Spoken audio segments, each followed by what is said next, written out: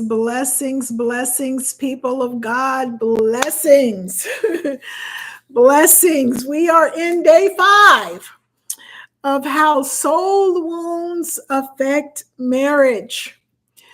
Today, I want to talk about unrealistic expectations. Unrealistic expectations. And if we're honest, unrealistic expectations are one of the sneakiest relationship killers out there.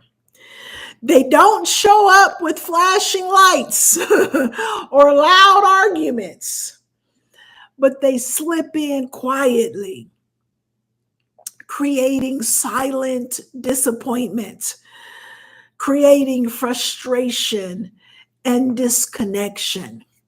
We all enter marriage carrying some expectations of how our marriage is going to be. Some are healthy, some are not so healthy. The danger comes when what we expect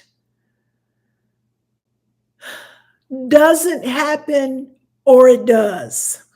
For example, we expect our spouse to meet all of our emotional needs. Come on now. Only God can meet all of our emotional needs.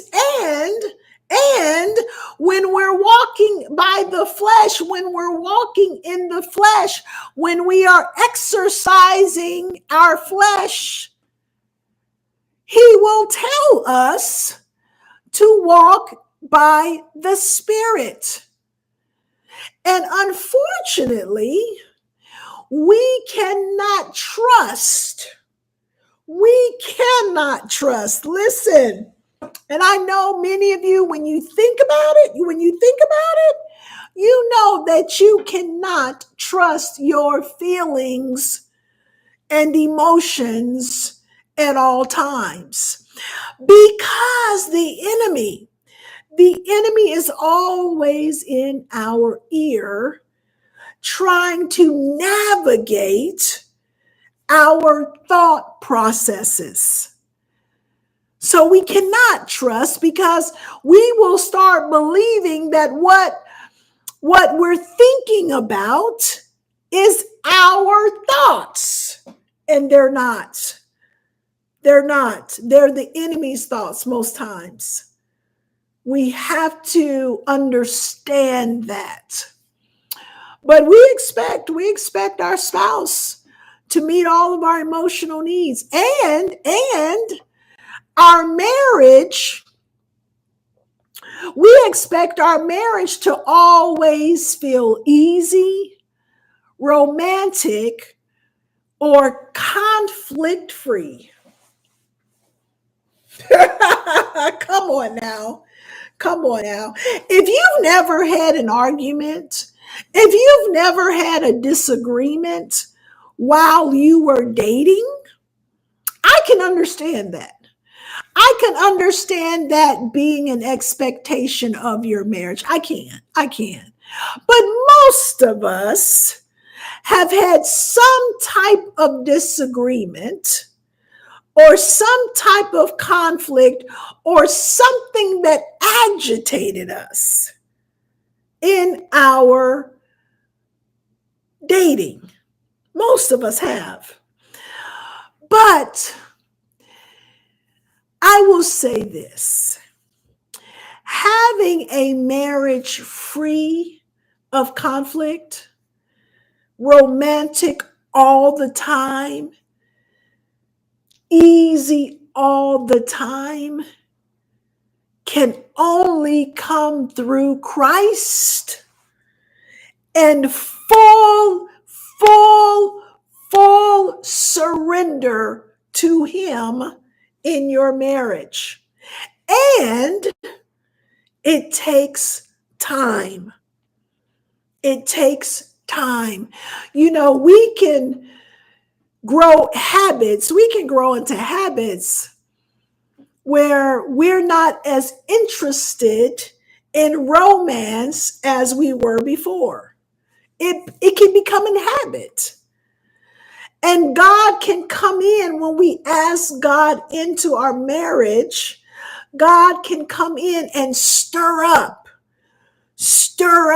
our inner man to break that habit. But it will and only take God and his intervention and your surrender to make that happen. You know, sometimes we expect our spouse to complete us in ways that only God can. Ladies and gentlemen, unexpected expectations, especially when they're rooted in soul wounds, in trauma, in pain, in hurt, it cannot be a reality in that our reality does not match our expectations. You know, disappointments will settle in. Bitterness can take root and distance can grow. And the truth is, no human being can carry the weight of your happiness. Did you hear me? No human being can carry the weight of your happiness. None. I'm for real. For real. I have been living a long time now, and no human being was able to carry the weight of my happiness, nor my security, nor my identity. Only God can carry that weight. You have to allow him to individually deliver, heal, and make you free. You have to. Healing soul wounds it is so very important to God, and it should be important to you. In marriage can trigger. Marriage can trigger pain, hurt, trauma. It can. But God.